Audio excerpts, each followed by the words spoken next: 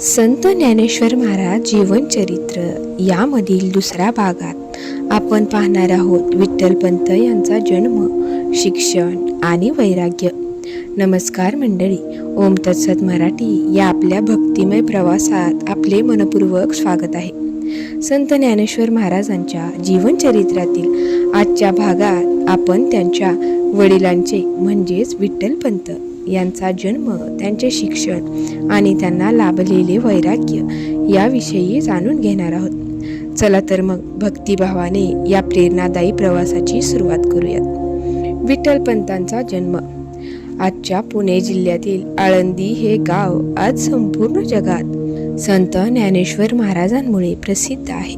परंतु त्या काळी हे गाव एक शांत, धार्मिक आणि वेदविद्येचे केंद्र म्हणून ओळखले जात होते.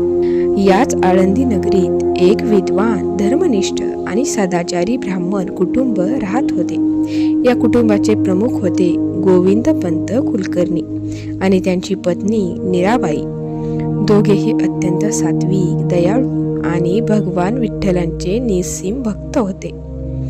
दीर्घकाळ संतती प्राप्ती न झाल्याने त्यांनी अनेक व्रत, उपवास, दानधर्म आणि देवभक्ती केली. अखेर त्यांच्या भक्तीवर प्रसन्न होऊन त्यांना एका तेजस्वी पुत्राची प्राप्ती झाली. त्या पुत्राचे नाव ठेवण्यात आले विठ्ठलपंत. लहानपणापासूनच विठ्ठलपंत अत्यंत बुद्धिमान, शांत आणि अभ्यासू होते.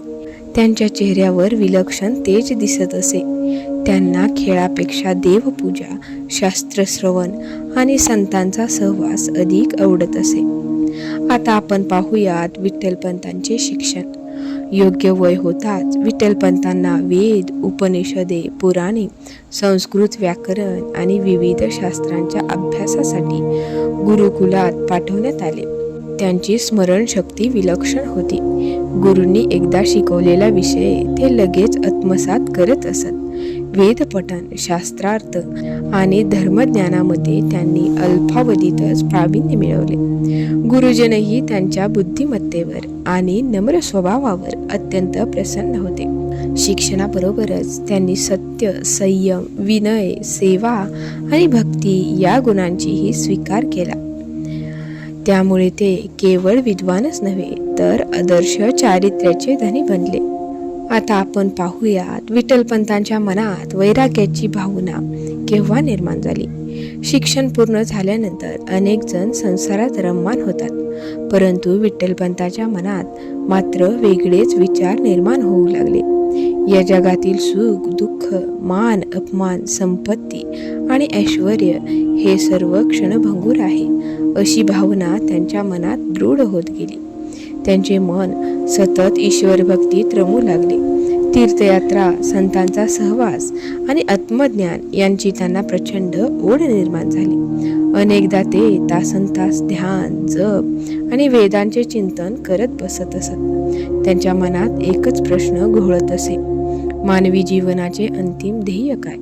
या प्रश्नाचे उत्तर शोधण्यासाठी त्यांनी विविध तीर्थक्षेत्रांना भेट देण्याचा निश्चय केला. हीच ती वैराग्याची सुरुवात होती, जी पुढे त्यांच्या संपूर्ण जीवनाला नवे वळण देणारे होती.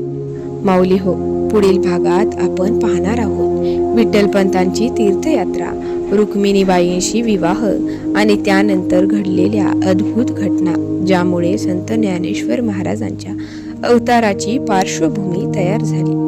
जर हा भाग तुम्हाला आवडला असेल तर व्हिडिओला लाईक करा, आपल्या भक्तिमित्रांसोबत शेअर करा आणि ओम तत्सत मराठी चॅनलला नक्की सबस्क्राईब करा.